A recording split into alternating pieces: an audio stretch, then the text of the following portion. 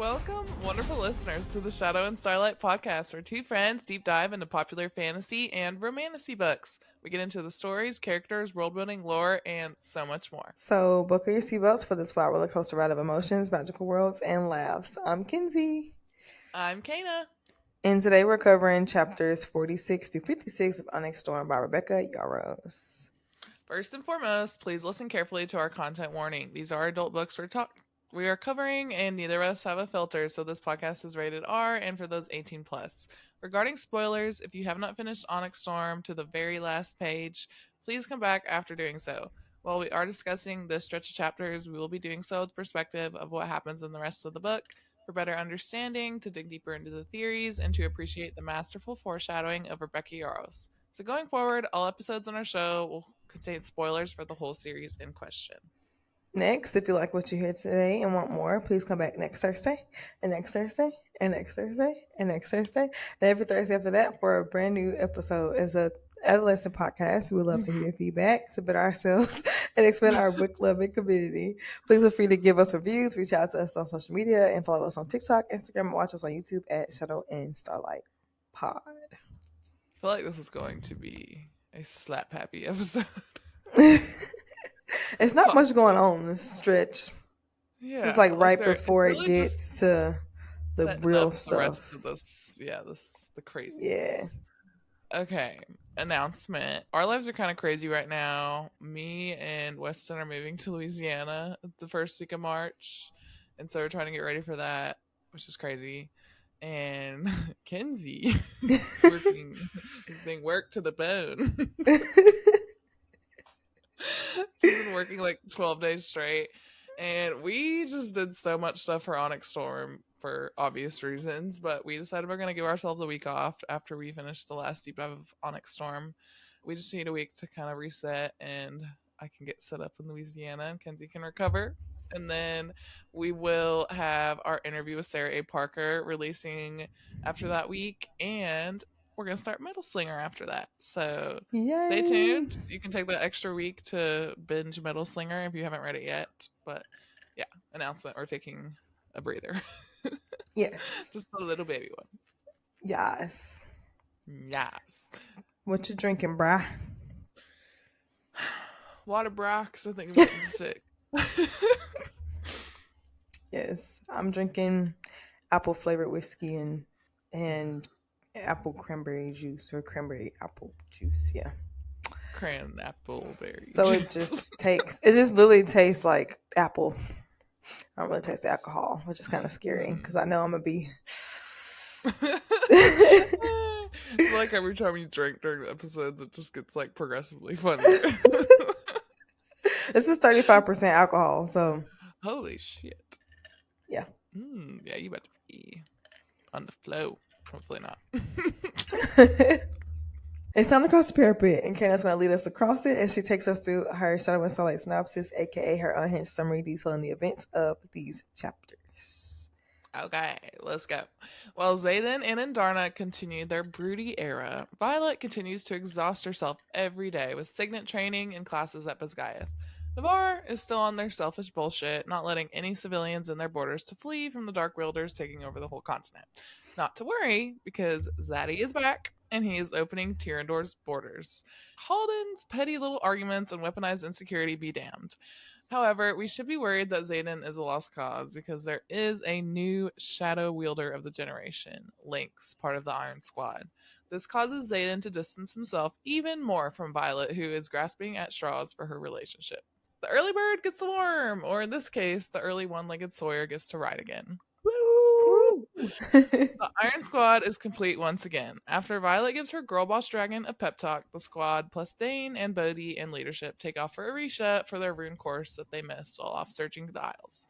After settling in, Violet gets a visit from the traitor, her brother, and is weirdly elated when Brennan tells her that he hasn't been able to mend Xaden's soul. Well, he's still trying, and that is good enough for our Delulu FMC. I was seriously concerned that we would get no more spice this book, but have no fear, Xaden is here. He just can't stay away from his woman, and he thinks he is basically almost kind of stable-ish. After banging over every inch of their room in Arisha, the lovebirds get some much needed rest, and Violet takes a walk in Xaden's nightmare.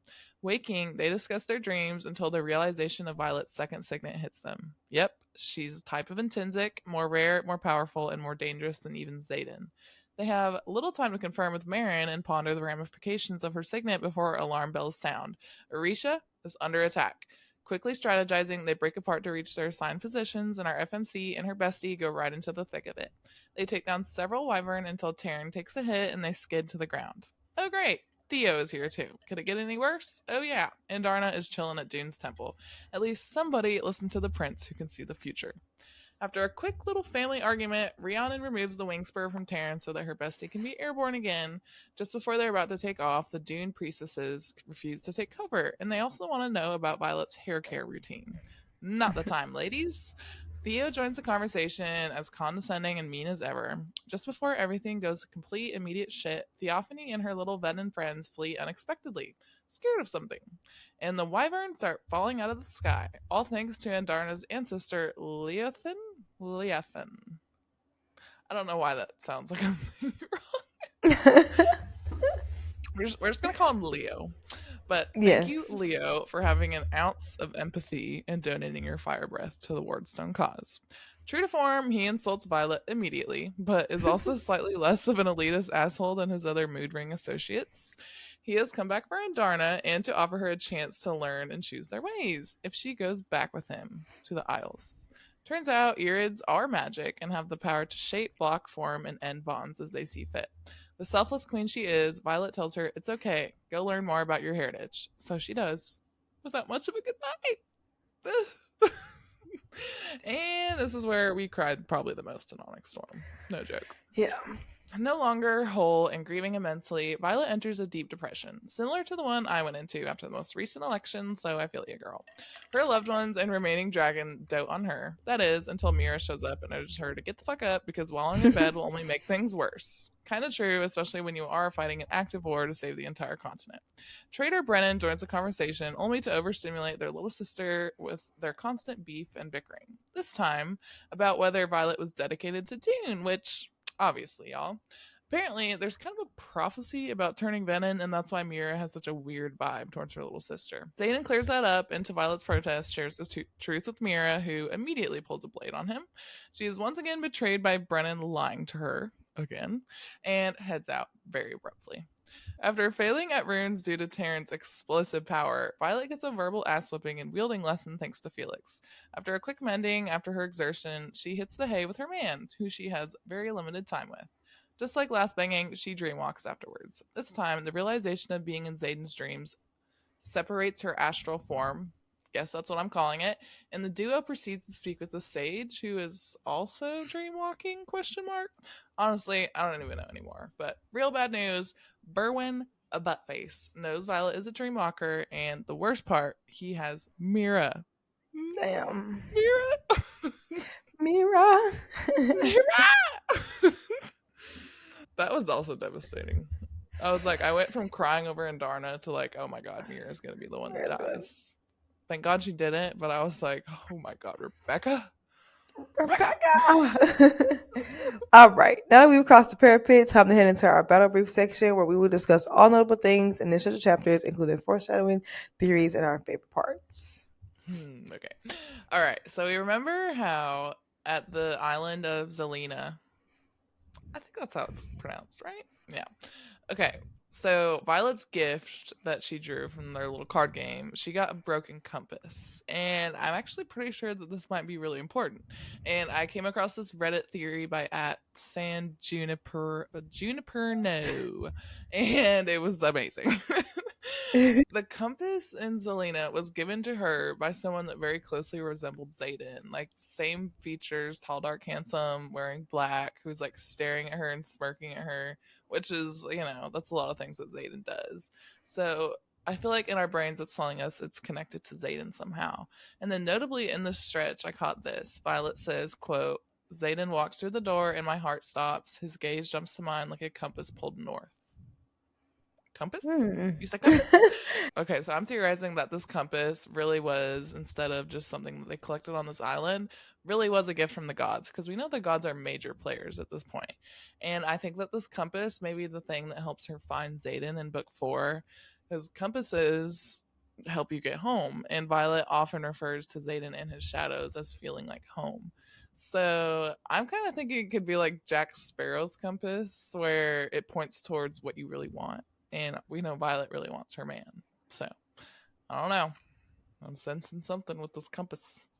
Fun fact: I've never watched Pirates of the Caribbean. I don't know if I'm more upset with you about that or the Hunger Games, honestly. Okay, well, Pirates of the Caribbean is hilarious, so we're gonna watch it next time I see it. Okay, cool. Literally all of them. We're just gonna sit there and binge watch them. I'm down. It'll be great. I know of like the Jack Sparrow run and all the Jack Sparrow memes, but I don't. I've never seen it for He's like, myself. I've got a jar of dirt. Have you seen that one? No, but I've seen this him running. Oh yeah. I can't wait. All right. I want to talk about some maybe possibly unknown history or undiscussed history between the Dark Wielders and the Irits. The Irits. Anytime I'm So, reading and I see it in my head, I'm like, yes, that's all I think about now when I see it. So we know that Violet was looking for Andarna's Khan to find out more about the venin and how they were able to be defeated 600 odd years ago.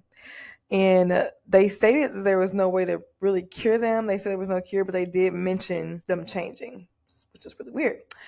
Which is also something I feel like the Irits stand for. They literally left Andarna as a way to determine if the continent has changed at all and found peace, or if they're still like bloodthirsty.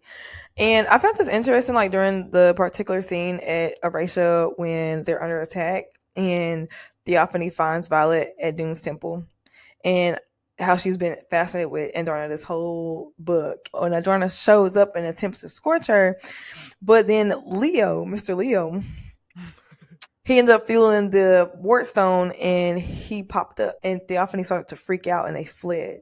Now, at first I was like, okay, maybe she could have fled because she knew the wart stone was up and they only had so much time and she was just frightened from that. But like the way that it was described in the book is like she was terrified. I don't think Theophany would be like super scared of the wart stone to flee as fast as she did.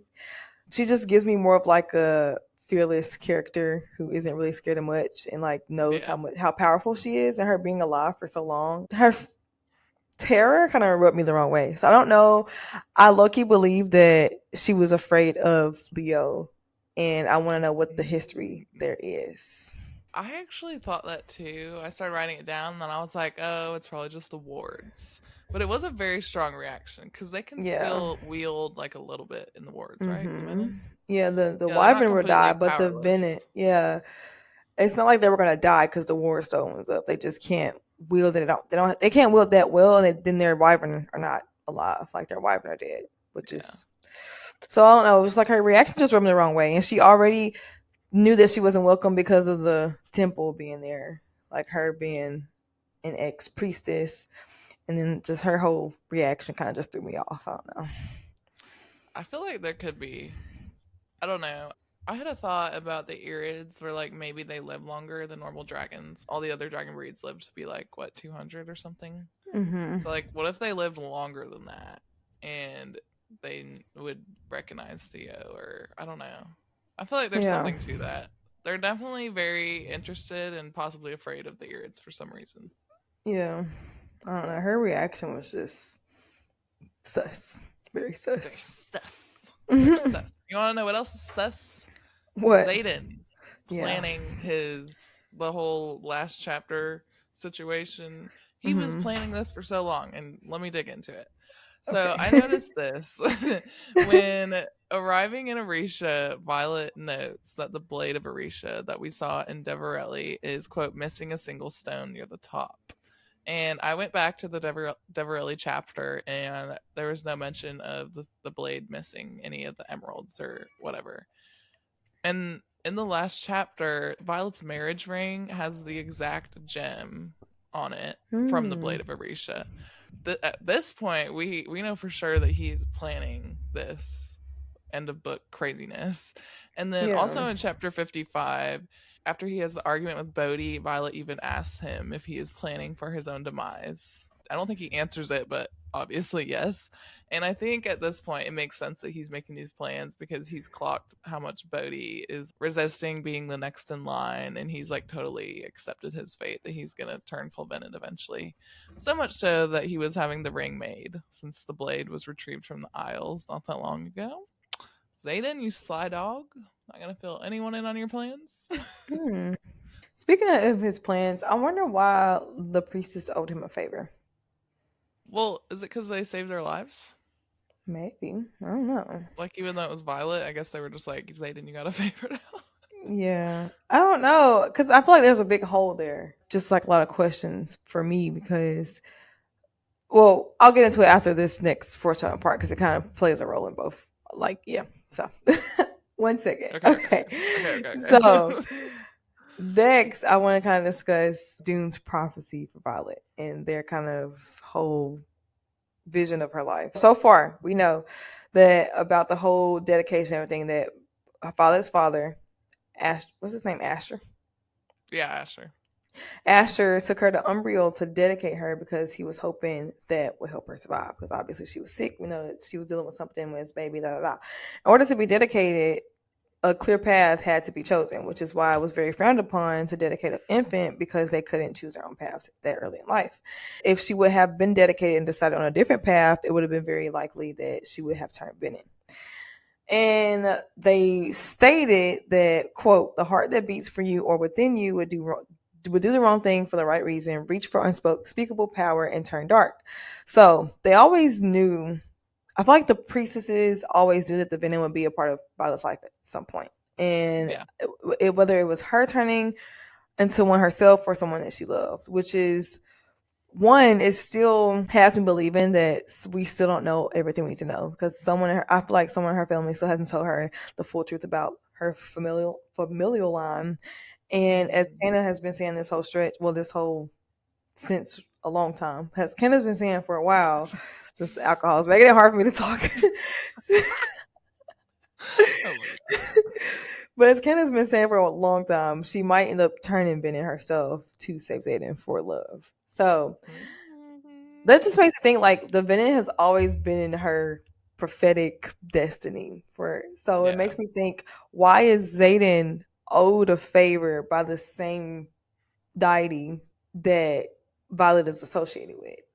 And Okay, I this can whole see that. prophecy, like of her, somebody who their heart beats for her is going to turn dark, or she might turn dark, and then Xaden having a favor being owed. I don't know. I want Trying to to know connect the their dots. connection. Yeah, I feel like there's Yeah, more.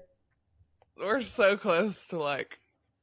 Well, I think we've figured something out, but there's still like a bunch of just question marks everywhere. Hmm. She gave Hmm. us a bunch of information, but just we just need like a crumb She more. said a whole lot and a whole lot of nothing at the same time. Gosh, We that's what she learned does. so much, but we That's still why have we so many started this questions. podcast. Yes. Okay, Yes. well, I love that we're getting into prophecy territory now. That's actually what I'm going to talk about next. But I definitely think that definitely her dad, I think her mom too, like they have this plan for Violet and Mira, this great responsibility on their shoulders, and they're doing all these things for their children and trying to set them up, but not telling them anything. It's like, okay. Yeah. But I think Asher and Lilith knew that they were going to have a role to play in the war against Venom. But I'm Hmm. just like, why do you know that? Why your children? Hmm? Yeah. Okay, we're gonna get into this mega theory, and it's kind of related to what you just did, but a little bit different. And it also revolves in prophecy territory. So I want to talk about this quote. It was a chapter header.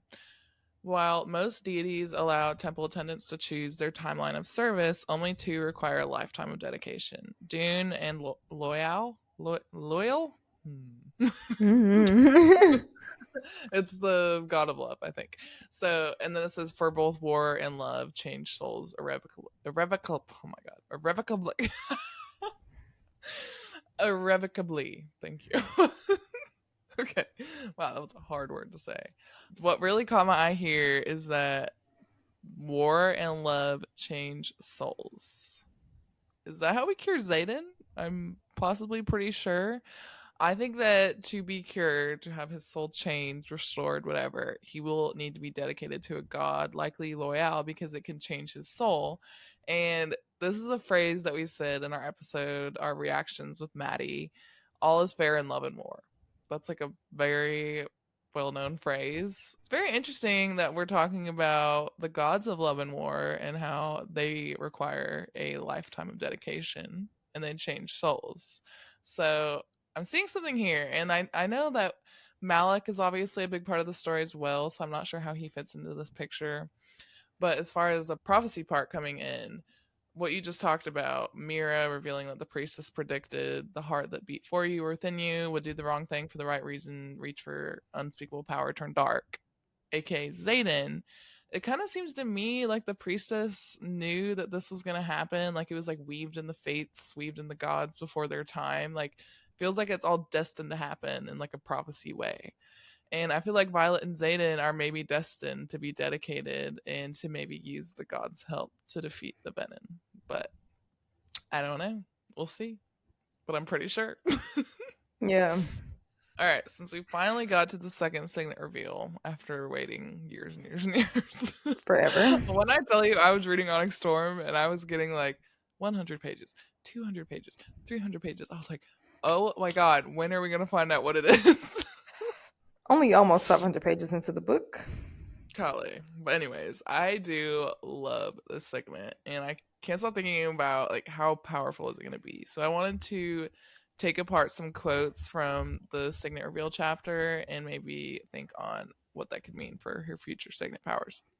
So, quote, I've had the dream on nights you aren't with me, nights you were hours away. So, this shows us that distance does not affect her signet. So, she could definitely enter the Venin's dreams minds, regardless of their location, which I talked about in an earlier episode. I think she's going to have to enter the Dark Wielders' heads, like the Sages and Mavens' heads, to find answers on how to defeat them or cure Xaden. Or she could also enter the leadership of Navarre, like their minds or dreams, to snuff out the traitors. And I'm literally dying for her to get into Melgren's head. I really hope that's in book 4.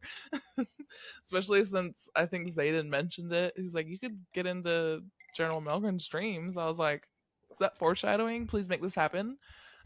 All right, another quote. No one can shield while they're sleeping. You could potentially walk straight into, oh, here we go. You could potentially walk straight into Melgren's own dreams and he couldn't stop you. Probably wouldn't even know. So this shows us that under the right circumstances, aka sleep, she can enter anyone's brain. So literally no one is safe from the signet, which is probably why it's considered so dangerous from both people and dragons. And this had me thinking, could she enter the dreams of dragons or is it only limited to people? Because if she entered the dreams of dragons, we could find out a lot of information about the Empyrean. And that sounds amazing. Although I feel like if the dragons realized what she was doing, like immediate death, but Yeah. worth it. I don't know. Maybe because we know that she has some special connection to the dragons because she's always speaking to dragons that aren't hers. Hmm. So, I could see her having like a dreamwalking, and then she's like, "Oh my god, this is Taryn's dream." what if it's like a flashback of him and Sigil's like sexy time? They fucking dude. I was literally about to say that. I was like, "What if she walks into his sex dream?" She'll never be the same. Nope. All right, last quote. I think you meddle because I wanted to channel on that field and found myself raising my hand instead. And I was trying to think of like the implications of like her meddling in dreams could have, especially since we know now that she can like enter her own perspective and her own body within others' dreams once she's like conscious of where she is. But I think the biggest thing with this whole meddling is that she can change the dreams and alter the conversations happening, like and possibly communicate with the people in the dreams. I'm wondering if she'll be able to like disguise herself so that they can't recognize her or something like that. But like Yeah. I have a lot of questions on how this is gonna work, but it's gonna be a mind blowing signet, and I can't wait to see how it develops over the next 2 books. Yes. Very exciting. Time for our favorite moments. Yeah. Your favorite So moment is depressing. they're so short because like this wasn't a really juicy stretch of chapters. It was mostly just like preparing for the climax of the story. So it was kind of Yeah. eh. Eh. So the my not my favorite part, but the most notable part of this stretch for me was Andarna leaving us. This is the part of the book, this stretch of chapters, where I felt the most emotions. That's It was horrid. very, it wasn't exciting, but it was. It felt I felt something while reading this part. So yeah, and Not good also things. yeah, no, and also we find out Violet's second signet, which is cool because that kind of explains all of our wild theories that we had about her being in Xaden's dream. I think that was one that we got right. We called that one, saying that they were having the same dreams. Remember Well, we thought it in was our because of their predictions? bond, not because of her signet. Well, but we still But like yeah. mentioned her dreams. Yeah, like we that was one Yeah. part of it that we got right. The fact that she was having Xaden's dream because we were like, what Yeah. if she was having his dreams? Because they're so Because connected. mm-hmm, I think it's so crazy that, like, when looking back, it's so obvious what her second signet was. Like, not yeah, like obvious, but, and I feel like not just us, but like so many people in the fandom were obsessing over the dreams, but yeah, like it never occurred to anyone that like that was her signet, like entering other yes, people's dreams. We just like completely overlooked that, and we're like pulling at like tiny words and phrases and like yeah. grasping for straws everywhere else. It's also funny that the throne scene in Iron Flame also had a part in her dreamwalking signet because we were like, oh my gosh, she might be like Intrinsic. that, but what was, amplifier or something Hmm. because he was able to project a vision or I don't know what She I'm trying like to say. saw through his eyes, something. Yes, yes, that. And we were like, but like she also did the same thing in this book. She actually showed him a flashback, and she sees through Taryn's eyes sometimes. But I think is that not normal between writers and dragons? I think it's normal because I think that was pretty early on, like during Fourth Wing, like right after she got her relic, she was able to look through Andarna's eyes to like see what it looked like on her back. Oh, okay. But Yeah. while we're talking about the throne scene, I kind of wonder if that was her second signet, where like it's not maybe just dream walking, like she can enter people's minds, not even just their dreams. I don't know because Maybe we because you have know only you can seen. dream with your eyes open, I do that like all the time. visions, like yeah, like visions and flashbacks. So maybe that's a part of her signet. Like even if they're not unconsciously dreaming, what if they're like in the conscious dreaming and she can also see those as well? Because for Xaden, it was like a flashback, right? Yeah, I guess so. That'd be hard to So do though, because I guess everyone has shields up most of the time. yeah, but at that point they were doing some nasty things, and that's what time where your shield might be down because you're focused on other things. So I mean, I think you're right. Okay, I wanted to have a moment for the romance, even though I don't really love Xaden that much anymore. He has dropped significantly in my book boyfriend list and character ranking for the series, which you're gonna see once we get to the flight field. But I still want to give him a moment and Rebecca Yarros a moment for like the swoon worthy lines he drops, especially in the spy scene in this stretch. Like if I were Violet, my panties would have flown off and whacked him in the face, honestly. But ooh, oh my god, I laughed and bless choked on your my spit. heart. Ooh. Thank So you. this quote: "You are the temple where I worship. Keeping my hands off you has been the feat of my life, and you have the power to shred my discipline with a single fucking touch." Girl, Jesus Christ, Rebecca, that was truly one of the most romantic things I've ever read, and I just love it. She writes romance and spice, so good, love it. All right, I want to talk about Taryn Spotlight, and I actually don't have a Riddick Rizmaster section this stretch, but that's Wow. because Riddick was not in this stretch a ton. Like he was, Yeah. but nothing that I was like, I'm gonna dedicate part of this episode to talk about him. Yeah. But I love you, Riddick. Okay. And I also love Taryn. He's my number one. I love this dragon. He reminds us all to have radical confidence in ourselves, and I'm here for that. And this quote made me laugh out loud. I am the second largest dragon on the continent and a revered warrior. My tales are legendary, my mate unparalleled, my feats unmatched. It was reminding me, oh my god, you haven't seen The Hobbit. Son of a bitch. Okay. Anyways, most normal people have. So he was reminding me of Smaug from The Hobbit because he was like super egotistical and obsessed with himself. And I was like, him and Taran would probably fight. I don't think they would get along, but they're basically the same. And I just know that Sigale is as fed up with his arrogance as Violet is, most likely. Yeah.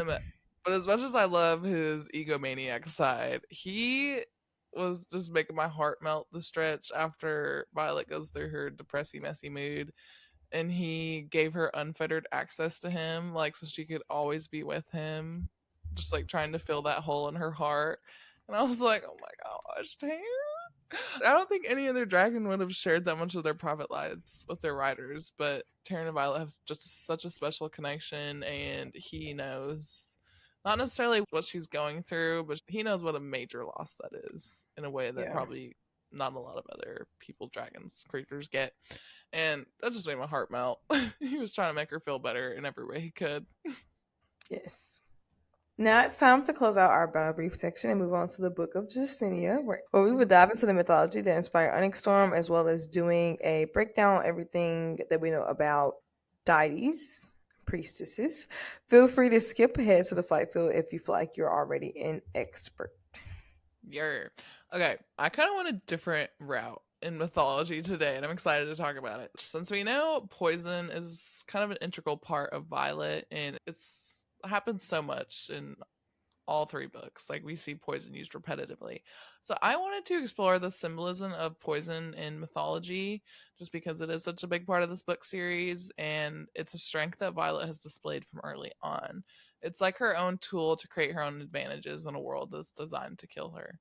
And mythology is actually full of all kinds of poisons, whether it's weapons, betrayals, deadly concoctions, tests of worthiness, much like what the Triumvirate did last episode. Poison in mythological tales has a dual nature, usually, displaying itself as either like a destructive force or a tool of transformation. And in various myths, poison serves as a means to challenge individuals, testing their resilience, cunning, and their moral fiber. So we're actually going to dig into a couple tales. I'm just going to give you the short version from various mythologies to explore poison and then relate that back to how Violet uses it and its role in the Empyrean series. So the first mythological tale we're going to hit is from Norse mythology, and it's Eater, Eater, and the genesis of life. So in this mythology, ether is a primordial substance described as both life-giving and deadly. It's the essence from which the first giant Ymir emerged, leading to the creation of all living beings. And then conversely, ether is also a potent poison associated with the serpent Jorgmungundir, whose venom is prophesied to bring about catastrophic events during Ragnarok. So we can kind of see two sides to poison in this tale. And this paradox highlights poison's role as a catalyst for creation, but also destruction. Our next tale that we're going to talk about is from Greek mythology, and it's from the Lernaean oh my god. Fuck. The Lernaean Hydra's venom. Okay. The hero Heracles, aka Hercules, faced this Hydra as one of his 12 labors, and the Hydra's blood was a deadly poison, and after defeating the creature, Heracles dipped his arrows in its venom to enhance their lethality. So this kind of signifies the hero's resourcefulness, kind of like Violet, and it's also a test of his moral judgment, as the poisoned arrows later bring unintended consequences and personal tragedy into its life. I don't know about you guys, but I love mythology, and I found that so interesting to learn about. I actually like really went into the stories. Super interesting. So now, after we kind of took a look at poison in mythology, we're going to talk about Violet, the poison master. So through these tales, we see that poison serves as a cruel, impartial judge that determines who is strong enough to survive. But then on the other hand, we have Violet, who has been viewed as weak by many, but her poison talents are her rebuttal to this idea that she's weak. Instead of using poison to fight through brute force, like a lot of other people do in this story, she uses it to outthink her opponents in true Violet's style. She refuses to let anyone else dictate her worthiness, one of the main themes of this book to me, and she uses her poison mastery to rewrite the rules of the world she lives in, from protecting herself in the sparring ring, outwitting the triumvirate, and so much more. I feel like her mastery in poison proves that intelligence, adaptability, and strategy are just as powerful as brute strength. So I love that Rebecca Yarros took this idea of poison in mythology and kind of gave it a whole new look using Violet in her story and her connection to poison. And I also just love learning about mythological tales. So there you go. Very nice, very nice. There you go. All right, let's talk about. Ooh, alcohol got me moving slow now. Let's talk about. I think it just made me worse. I think it just made me want to go to bed, honestly. I mean, that's fair. Let's talk about now the power of the deities and dedications. So this is kind of like on the mythology side, but also like on the magical side. So I was just like, hey, why not? Because we talk about our dedications to stretch. So the power of deity dedication refers to the spiritual strength and potential for personal growth that arises from a deep commitment and devotion to a specific deity, often believed to grant access to divine guidance, blessings, and protection when one fully dedicates himself to the deity's principles and practices. Essentially, it signifies the transformative power of aligning oneself with the higher power through focused worship and adherence to their teaching. So this kind of relates to Violet. While I talk about this, I'm going to relate her specifically to Dune. So obviously, she was going to be dedicated to Dune, which is the goddess of war, and we know that they excel in combat skills. And it says that some people, like in mythology, their dedication to deities is for protection, and we know that Asher took Violet to the Temple of Doom to save her, basically. So that's how that kind of relates. Nice. Also, dedications revolve around focus and direction. So, choosing a deity provides a clear path for spiritual development by focusing on their specific attributes and values, guiding one's actions and intentions, which we know that Violet, it was stated that Violet was supposed to make a specific choice before she could be dedicated. And then dedications are also revolve around access to divine energy. So, many spiritual traditions believe that dedicating oneself to a deity allows one to tap into the divine power, receiving support and assistance in various aspects of life. Selecting a deity should be a thoughtful process aligning with personal beliefs and values for genuine connection, which is interesting that she was dedicated to the goddess of war and her mother was a general, which that kind of aligns with somewhat. She could have either been dedicated to God of Wisdom or the Goddess of War because that is literally her parents. So, I'm kind of and surprised Asher didn't dedicate her to the God of Wisdom. he probably knew what kind of pricks they were I mean, yeah, he because probably he figured did a that. tour of the whole island. I mean, the whole Isles Kingdom, right? Yeah, I Yeah, think so. At least that aisle. But, yeah, well, I think it makes sense since we were talking about prophecy earlier, and like, I guess they knew that she would have a role to play in the war against Venin, so they thought, I guess, the best method of, or the best god to dedicate her to would be the goddess of war, so she can yeah. win the war or something like that. Moving on, time to head to the fight field where every week Ken and I will do 2 mini-series unique to our podcast. It won't be the same every week, so keep tuning in for all the fun. Yeah. We're gonna do character ranking first. So I think we did this in fourth wing maybe, and mine has changed significantly. Same. So here we go. All right, number one we got Tarn because do I even have to explain myself? He's the best. And I thought Violet was gonna be my number two, but she frustrates me very much this book because of how delulu she is, and I want her to have more respect for herself. So number two is Riddick, Rizmaster, who carried this book. And number three, we got Violet. Okay, barely dropped a little. You'll be fine, girl. Number 4, Andarna. Number 5, Mira. Number 6, Xaden. Told you he dropped significantly. Number 7, Imogen. Number 8, Arik. Number 9, Rhiannon.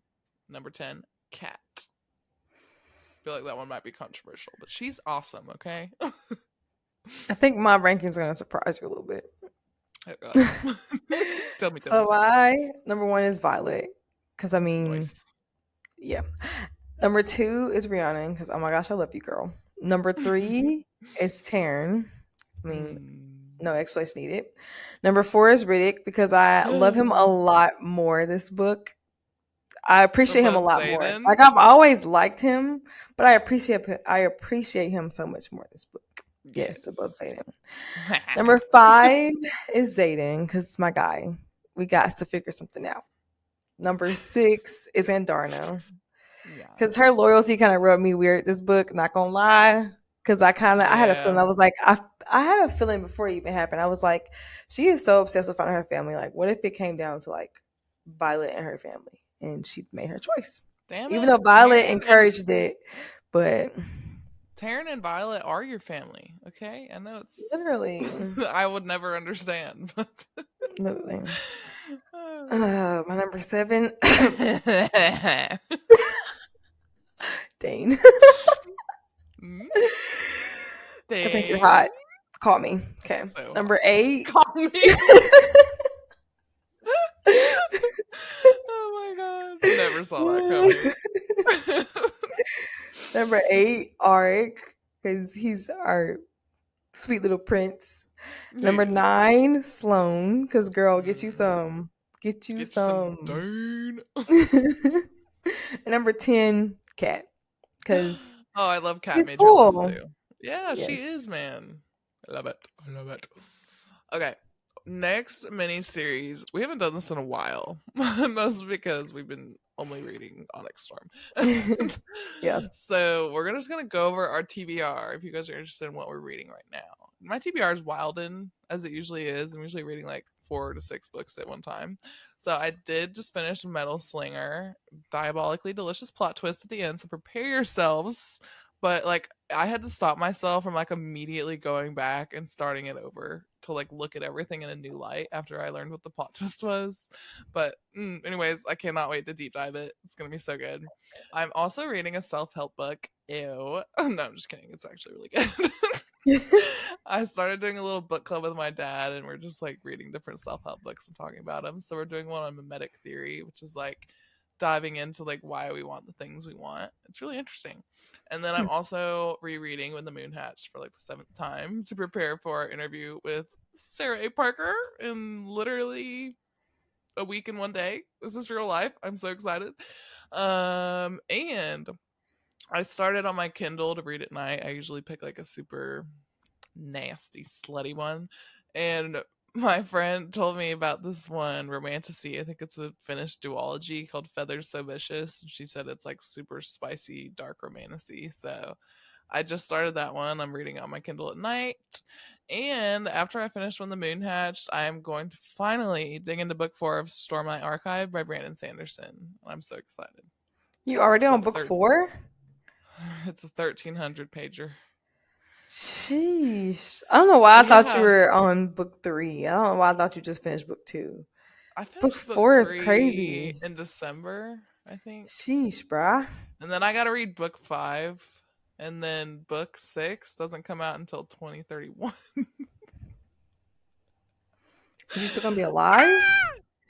Huh? Yeah. He writes so many other series and books. Like he pops them out. But I guess it takes him a while, and he like switches series in between. So I'm gonna have to wait a while for that one, but it'll be worth it. So let's not complain about waiting 2 years for the next Empyrean, because I'm going to literally have to wait 6 years to read the next Stormlight Archives book, which is one of my favorite series.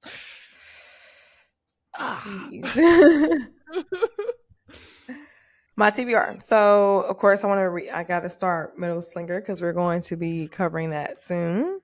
Also want to finish up Air Fire because I'm struggling, but You also can like do it. You can do it. You can do it. I don't even have time to read my text messages. So Air Fire, I don't know when I'm gonna get to that joint. And I've also been having the urge to read Crescent City. Started because I've been seeing a lot of fan art. I'm just like I want to be a part of the fandom. So Oh my I god, got you're the going to urge. love. Oh wait, I'm not gonna say anything. Never mind. I'm just gonna let you discover it yourself. I'm so Okay. excited though. I love that book series. I guess I'm on a Sarah J. Maas kick because I want to reread Akatar, which I've already started the first book. I've been There listening you to it go. at work, so kind of Nice. want to reread that series.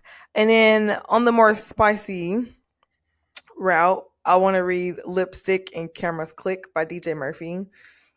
This is Mm. an African American author, and it's like a love triangle kind of ordeal. And I love Oh, those. I know you So love those. Yeah. and then I also want to continue the Butterfly series by Ashley Antoinette. I think book 6 is the last book that came out like 2 years ago, and I've read Uh-huh. the past 11 books that she wrote, but I still haven't got the newest book that she wrote a couple years ago. So I want You to finish that series. But yeah, wow. You that's read it. such diverse. I'm like fantasy, fantasy, fantasy, fantasy, fantasy. Maybe a self help book here. Yeah. I cannot bring myself to read like normal ass romance. I just Oh my can't. gosh, I love romance. Well, so like a lot of romances I read aren't just like super normal. Like I could do like cowboy romance. That shit is hot. Like I want to go to a rodeo just because of a book I read. And Butterfly is like a Dang. mafia romance. So it's more of like, Ooh. yeah. It's more relatable Wait. because I live in a city where it's like really big crime action. So it's like reading a book about it, but making it hot. It's Oh, so it nice. makes you feel less bad about all the crime. Yeah. Yes. That's actually pretty funny. I just said I haven't read a normal romance book, but I just realized that I did because I read Corrupt. Yeah. I mean, that's Yeah. not a normal romance by Well, any it's really means. not. It's very disturbing. But it's a romance. No, nevertheless, it's a romance, but it's Yeah, not a if you like normal really very romance. extremely disturbing smutty books, read The Very Corrupt series by disturbing. Penelope Douglas. It's a page turner. You just can't stop yourself. I told my sister about. I think I just read book 3 over the summer or over Christmas break. I don't remember which when I read it, but I was explaining her the plot line, and she was like, "Bro, that is messed up. That is so So bad. toxic. It's so bad." I think I could only read normal romance when it's like super fucked up and toxic because that makes me like super interested really fast. Yeah. All Ooh, right, excuse me. let's fucking do it. Okay. I'm excited for my Bef- questions today. oh really? Shit, that's not good. Okay. Before we close, before we close out our episode today, it's time to spar. Each week, Kenzie and I are going to give each other and you guys, our listeners, 2 trivia questions. At the end of our Onyx Storm coverage, we will tally who has the most points, and loser has to do something silly, embarrassing, or funny that the winner, or even you guys, can suggest as well. So let us know what you want Kenzie to do when I whip her ass. Why me? I'm talking shit. So, Let me you get my ready? game face on. Yeah, I'm ready. Where does Xaden's dream take place? Drathus. That was easier than expected. Okay, your turn. Okay. Who is Llewellyn arguing with in chapter 46? What the hell did chapter 46 consist of? Okay, I'll give you the cliff notes of the Okay. chapter. It's the first chapter in the stretch we talked about. It's when Auric saves Lynx. Yeah. From when Oh, when he the became a person lightning. Wait. shadow wielder, yeah. Yeah, that giant shadow welder. And that's when Xaden shows back up after being gone and is like, I'm letting people into Tyrandor. But before he comes in, Llewellyn is arguing with someone about it. Who is he arguing with? It's someone that's on the scenarium. That's the only hint I'm giving you. I would assume it's Father Atos. Um, is the It's the queen dead already? yeah. It's a man. It's do do do the The Duke? God. I've I've been already trying to got help this you so wrong. bad. What is it? It's the Duke of Caldeer. I'm like, the Duke of Bro. I'm dead. Okay. Okay. I'm dead. How old was Mira when Violet was almost dedicated? Oh shit. 10? Dang. How old was she? She was 8, Your Honor. Son of a.